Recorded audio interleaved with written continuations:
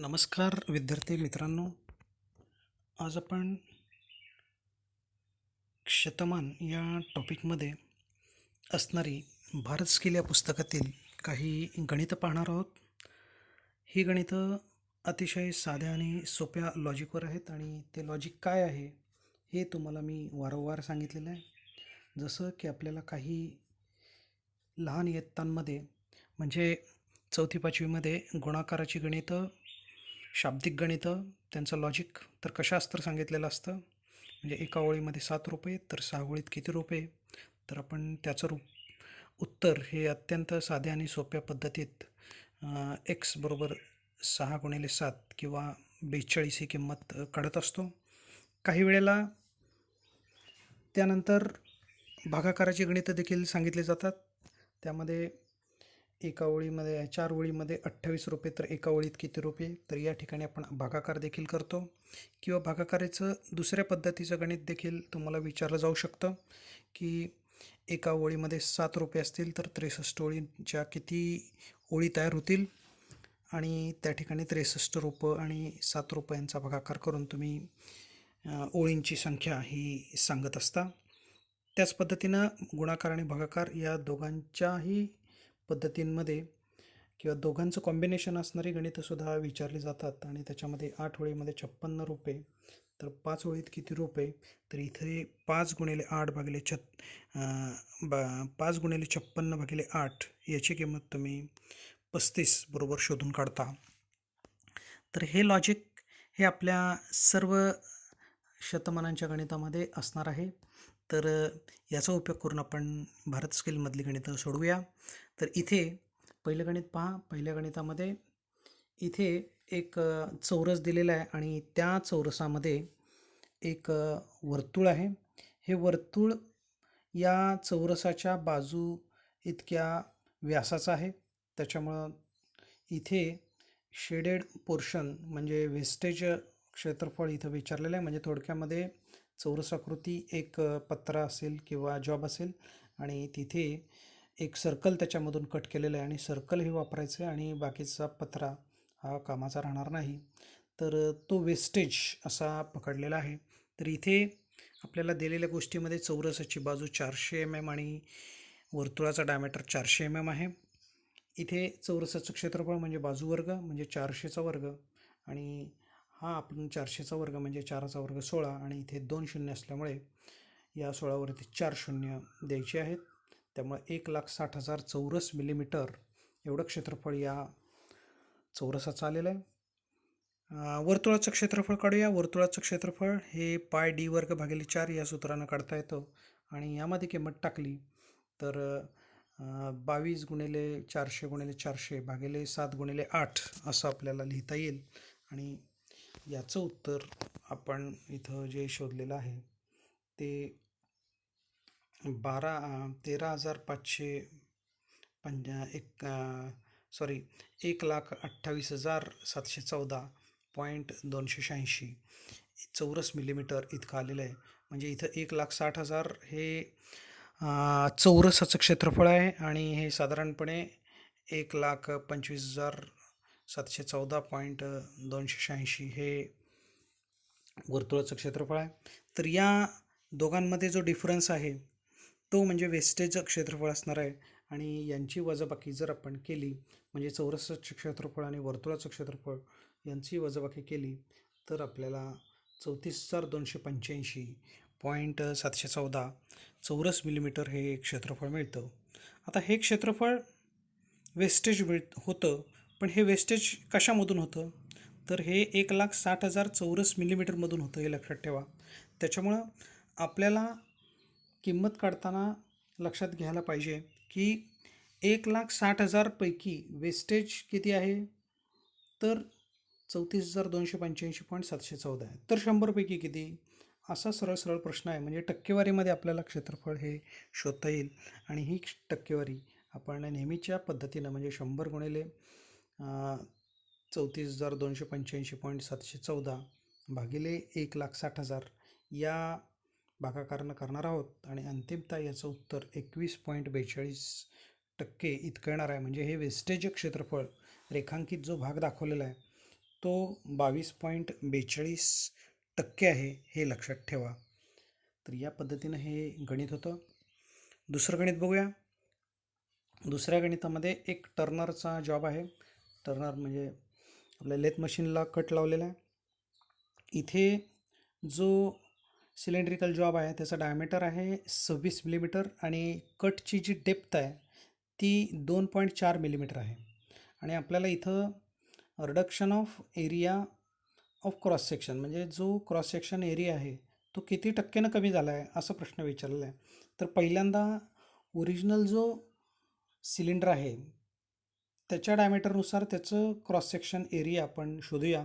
अर्थातच पाय डी वर्ग भागिले 4 हे सूत्र आपण वापरणार आहोत आणि त्यानुसार आपल्याला वर्तुळाचं क्षेत्रफळ पाय डी वर्ग भागिले 4 या सूत्राने सहजपणे काढता येईल. म्हणजे 22 गुणिले 26 गुणिले 26 भागिले 7 गुणिले 4 आणि याचा हिशोब जर केला तर तो तुम्हाला 531.1428 असा चौरस मिलीमीटरमध्ये येणार आहे. तर हा आपला ओरिजिनल क्रॉस सेक्शनल एरिया आहे. आता याच्यातून डेप्थ ऑफ कट किंवा कट लावल्यामुळं काही एरिया कमी होणार आहे आणि तो किती कमी होणार आहे, किती टक्के कमी होणार आहे हे आपल्याला शोधायचं आहे. मात्र पहिल्यांदा किती कमी होणार आहे हे बघूया. इथे याचा क्रॉस सेक्शनल एरिया दिसला किंवा या पद्धतीनं दिसेल म्हणजे 26 MMचं ते सर्कल दिसेल. या 26 MMच्या सर्कलमध्ये एका बाजूनं 2.4 आणि दुसऱ्या बाजूनं 2.4 अशा पद्धतीनं कट लागला जाईल आणि त्याच्यामुळं आतील जे वर्तुळ असेल त्याचं डायमीटर जर तुम्ही काढलात तर या 26 MMमधून 2.4 आणि 2.4 हे 2 वेळा वजा करावे लागतील आणि ते तुम्हाला 21.2 मिळतील. म्हणजे आतील वर्तुळ आहे त्याचं जो डायमीटर आहे तो 21.2 आलेला आहे. त्याचं क्षेत्रफळ आपल्याला सहजपणे शोधता येईल. मात्र आपण त्या पद्धतीनं केलं तरी चालेल किंवा तुम्हाला कंकणाकृतीचं क्षेत्रफळ रिंग ऑफ सर्कलचं क्षेत्रफळ याचं देखील तुम्हाला सहजपणे सूत्र वापरता येईल. आणि हे सूत्र जर तुम्ही वापरलं तर पाय कंसामध्ये कॅपिटल डी स्क्वेअर वजा स्मॉल डी स्क्वेअर भागिले 4 हे सूत्र वापरा. कॅपिटल डी म्हणजे बाहेरील वर्तुळाचा व्यास आणि स्मॉल डी म्हणजे आतील वर्तुळाचा व्यास आणि याच्यामध्ये किमती टाका. याच्यामध्ये किमती टाकल्यात तर पाय 26चा वर्ग वजा 21.2चा वर्ग आणि याला भागिले 4 आणि अंतिमतः जर तुम्ही 26चा वर्ग वजा 21चा वर्ग केलात अर्थात एक्स वर्ग वजा वाय वर्ग एक्स अधिक वाय एक्स वजा वाय या पद्धतीनं करू शकाल किंवा 26चा वर्ग करा आणि 21.2चा वर्ग करा आणि त्यांची वजाबाकी घ्या आणि ती तुम्हाला 226.56 मिळणार आहे. त्याच्यामुळं 22 गुणिले 200.56 भागिले 7 गुणिले 4 हे तुम्हाला मिळेल आणि याचं उत्तर जर तुम्ही शोधलं तर ते 178.0114 असं असणार आहे. तर मित्रांनो हे वेस्टेज क्षेत्रफळ आहे किंवा हे या भागामध्ये किंवा कमी झालेलं क्षेत्रफळ असणार आहे. हे कितीपैकी कमी झालेलं आहे तर हे वर्तुळाचं क्षेत्रफळ जे आहे 531.1428 त्याच्यातून ते कमी झालेलं आहे. म्हणजे थोडक्यामध्ये तुम्हाला टक्केवारी शोधताना यामध्ये लक्षात घ्या की इथे 531.1428 पैकी तुमचं जे कमी झालेलं क्षेत्रफळ आहे ते 178.0114 तर 100पैकी किती हे त्रैराशिक मांडा आणि त्याच्यामधून तुम्हाला सहजपणे लक्षात येईल की इथे 17,801.14 आणि 531.1428 यांचा भागाकार इथे तुम्हाला करावा लागेल आणि तो 33.51 येतो आहे. म्हणजे थोडक्यात कमी झालेलं जे क्षेत्रफळ आहे ते 33.51% आहे. तर ही टक्केवारी तुमच्या सहजपणे लक्षात येऊ शकते.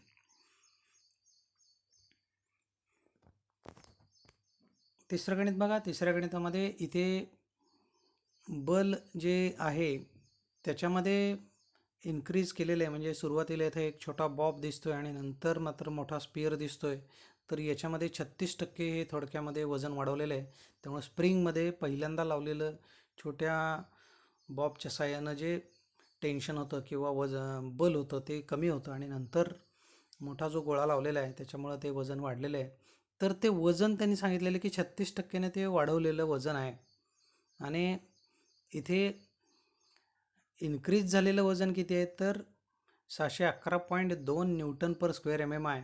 तर ओरिजिनल जी काही टेन्साईल स्ट्रेंथ होती ती किती होती किंवा ओरिजिनल बल किती लावलेलं होतं. म्हणजे इथं 36% म्हणजे इन्क्रीज किती आहे 36 आहे. कितीपैकी 100पैकी. मग आता इथं इन्क्रीज 611.2 असताना ओरिजिनल तुमची जी बल आहे ते किती होतं असा प्रश्न विचारलेला आहे. म्हणजे 36 हे बलातील वाढ आहे कधी मूळ बल 100 असताना. तर आता बलातील वाढ जर 611.2 असेल newton per square m m तर मूळ बल किती असा प्रश्न विचारलेला आहे. आणि हे आपण त्रैराशिकामध्ये मांडल्यानंतर आपल्याला याची किंमत 611.2 गुणिले 100 भागिले 36 दिली जाईल. आणि ही किंमत जर तुम्ही काढली तर 1697.77 newton per square m m येईल. तर हे देखील गणित तुम्हाला या पर्सेंटेजच्या लॉजिकनं सहजपणे सोडवता येईल.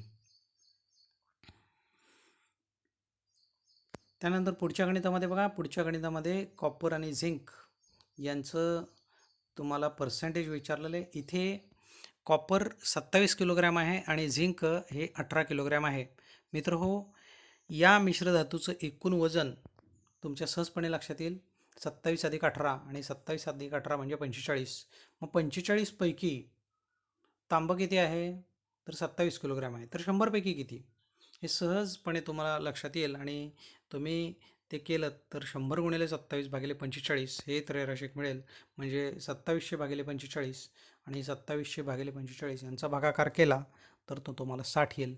म्हणजे या मिश्रधातूमध्ये 60% तांबा आहे. आता उरलेलं झिंक आहे म्हणजे 60 वजा 100 वजा 60 केलं तर 40 येईल. किंवा पूर्णपणे नेहमीच्या पद्धतीनं केलं तरी देखील ते चालणार आहे. म्हणजे थोडक्यामध्ये 45 मिश्रधातूपैकी 18 किलोग्रॅम झिंक आहे. तर 100 पैकी किती आणि इथे 100 गुणिले 18 भागिले 45 म्हणजे 40% हे अंतिमतः उत्तरामध्ये मिळेल. म्हणजे झिंक तुमचं 40% आहे. तांबं अगोदर आपण काढलेलं आहे ते 60% आहे. तर या पद्धतीनं हे गणित होईल. पुढच्या गणितामध्ये असंच ॲलॉय दिलेलं आहे, मिश्रधातू दिलेला आहे आणि या मिश्रधातूचं वजन दिलेलं आहे. ते वजन आहे 140 किलोग्रॅम फोर्स आणि वजन दिलेलं आहे एस एन याचा अर्थ टीनचं वजन 40% आहे. आणि फॉस्फरस आणि टीनचं प्रत्यक्ष वजन विचारलेलं आहे. तर इथे आपल्याला लक्षात येईल की 100 मिश्रधातूपैकी टीन किती आहे तर 40 आहे म्हणजे टक्केवारीनुसार. आणि मग 140 पैकी टीनचं वजन किती तर सहजपणे तुमच्या लक्षात येईल की एक्सची किंमत 140 गुणिले 40 भागिले 100 या हिशोबानं काढता येईल. आणि याचं उत्तर तुमचं 36 किलोग्रॅम हे टीन असणार आहे. आता 36 किलोग्रॅम टीन आहे तर फॉस्फरस किती असा प्रश्न सहजपणे तुमच्या लक्षात येईल. आणि मिश्रधातूचं वजन आणि टीनचं वजन यांची वजाबाकी केली तर फॉस्फरसचं वजन येईल. म्हणजे 140 वजा 56 केलं तरी चालेल आणि ते 84 किलोग्रॅम आहे. तर फॉस्फरसचं वजन हे 140 किलोग्रॅम फोर्स इतकं असणार आहे. 6व्या गणितामध्ये बघा, 6व्या गणितामध्ये शेडेड पोर्शनचं क्षेत्रफळ विचारलेलं आहे. इथे शेडेड पोर्शन आणि मूळ आकृती काय आहे हे पहिल्यांदा नीट समजावून घ्या. इथे मित्रांनो एक आयत दाखवलेला आहे. या आयताला 500ची लांबी आहे आणि रुंदी जी आहे ती 290ची आहे. इथं कोणतंही युनिट दिलेलं नाही म्हणजे आपण युनिटच पकडायचं आहे किंवा एककच पकडायचं आहे. म्हणजे लांबी 500 एकक आणि 290 एकक ही रुंदी आहे. इथे शेडेड पोर्शन हा काटकोन त्रिकोण आहे. या काटकोन त्रिकोणाचं डायमेन्शन लक्षात घ्या की काटकोन करणाऱ्या बाजू आपल्याला काढायच्या. काटकोन करणाऱ्या बाजू या सहजपणे आपण काढू शकू. यामध्ये लांबी 500 आणि 265 यांची वजाबाकी असेल आणि रुंदी 290 आणि 150 यांची वजाबाकी असेल. तर आपण आता त्या काटकोन करणाऱ्या बाजू शोधल्या की काटकोन करणाऱ्या बाजू गुणिले 1/2 हे काटकोन त्रिकोणाचं क्षेत्रफळ असतं. आणि आयताचं क्षेत्रफळाचं सूत्र आपल्याला लांबी गुणिले रुंदी हे माहिती आहे. तर प्रत्यक्ष गणित आपण सोडवूया. इथे लांबी 500 रुंदी 290 युनिट्स आणि लांबी गुणिले रुंदी 500 गुणिले 290 आणि हे तुम्हाला मिळणार आहे 1,45,000 स्क्वेअर युनिट्स. हे क्षेत्रफळ काढल्यानंतर आता काटकोन त्रिकोणाचं क्षेत्रफळ शोधायचं आहे. त्यासाठी काटकोन करणाऱ्या बाजूंची लांबी काढूया.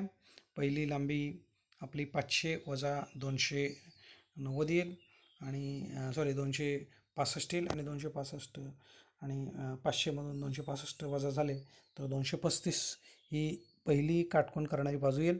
दुसरी काटकोन करणारी बाजू 290 आणि 150 यांची वजाबाकी ती 140 युनिट येईल आणि काटकोन त्रिकोणाचं क्षेत्रफळ हे 1/2 गुणिले काटकोन करणाऱ्या बाजूंचा गुणाकार या सूत्राने दिले जाईल. म्हणजे 1/2 गुणिले 235 गुणिले 140 म्हणजे थोडक्यात 70 गुणिले 235 आणि हे अंतिमतः उत्तर हे 16,450 येणार आहे. आणि हे 16,450 हे आयताच्या क्षेत्रफळातून वजा होणार आहेत आणि त्या हिशोबानं आपल्याला किंवा वजा होणार नाहीत. तर हे तुम्हाला शेडेड पोर्शन आहे.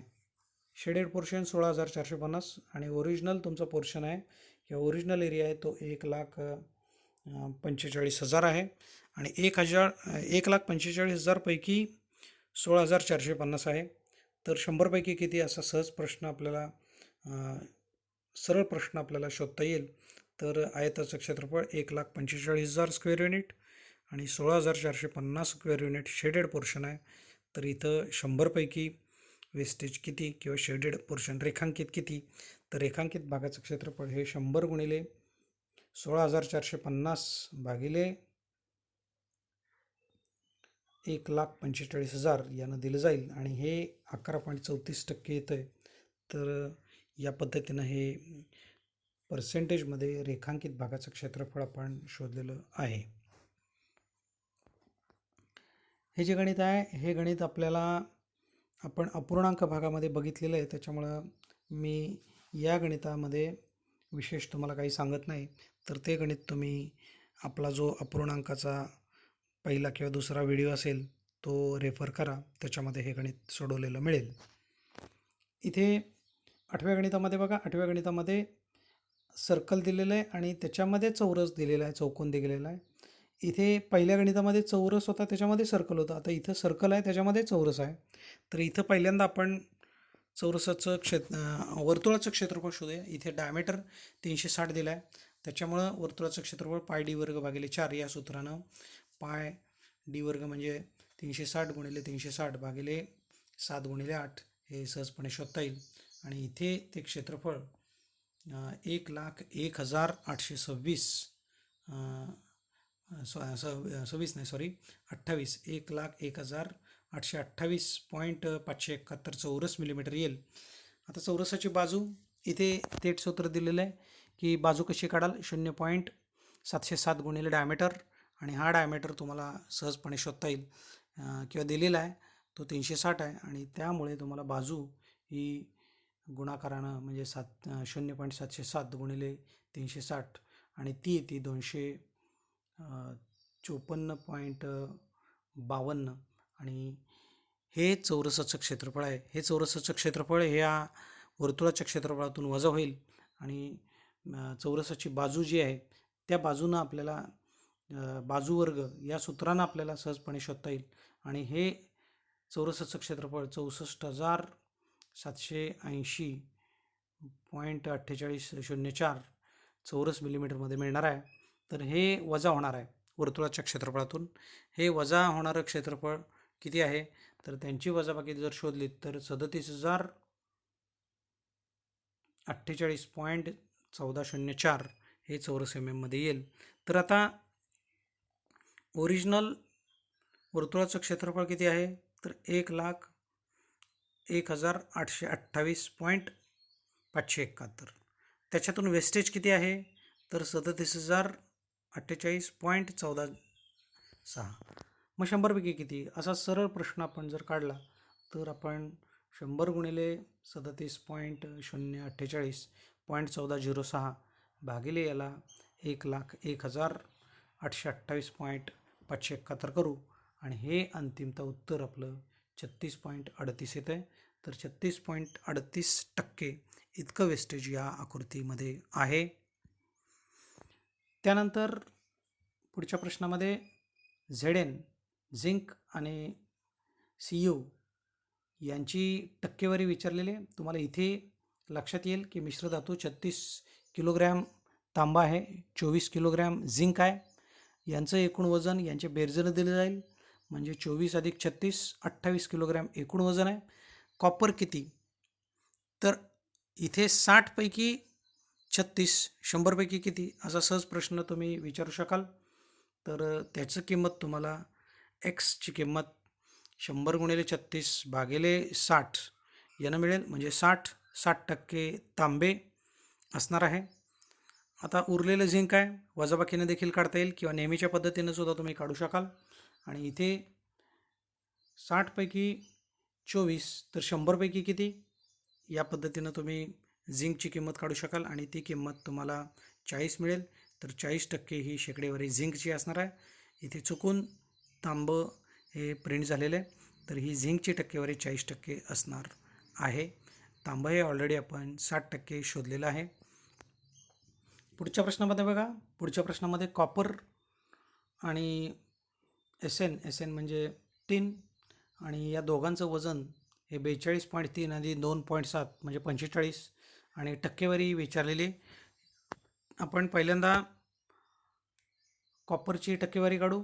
45 पैकी 42.5 हे वजन कॉपरचं आहे. तर 100 पैकी किती? तर 100 बरोबर 42.5 भागिले 45 या हिशोबानं 94% ही टक्केवारी तांब्याची मिळेल. उरलेलं टीन आहे, म्हणजे 100 वजा 94 केलं तरी चालणार आहे, किंवा आपण नेहमीचं त्रैराशिक वापरलं. 45 पैकी 2.7 टीन आहे, तर 100 पैकी किती? तर त्याची किंमत 100 गुणिले 2.7 भागिले 100 45 आणि या हिशोबानं तुम्हाला ती 6% मिळणार आहे. तर टीनचं टक्केवारी 6% आहे आणि तांब्याची टक्केवारी ही 94% आहे. पुढच्या गणितामध्ये बघा, पुढच्या गणितामध्ये सेलिंग प्राईज ही सांगितलेली आहे. स्पेअर पार्ट जो काही आहे तो त्याची खरेदी किंमत 195 आहे आणि 45% ही सेलिंग प्राईज त्याच्या 45% ही त्या सेलिंग प्राईजचा भाग आहे 195 हा. म्हणजे थोडक्यामध्ये खरेदी किंमत 100 असताना विक्री किंमत 65 रुपये आहे. तर खरेदी किंमत जर 195 असेल तर विक्री किंमत किती असा प्रश्न विचारलेला आहे.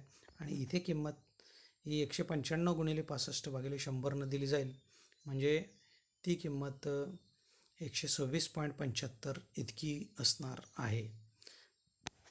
तर या पद्धतीनं हे या गणित आहेत. पुढची गणितं देखील आपण लवकरच सादर करू. काही शंका असेल तर अवश्य कॉन्टॅक्ट करा. धन्यवाद.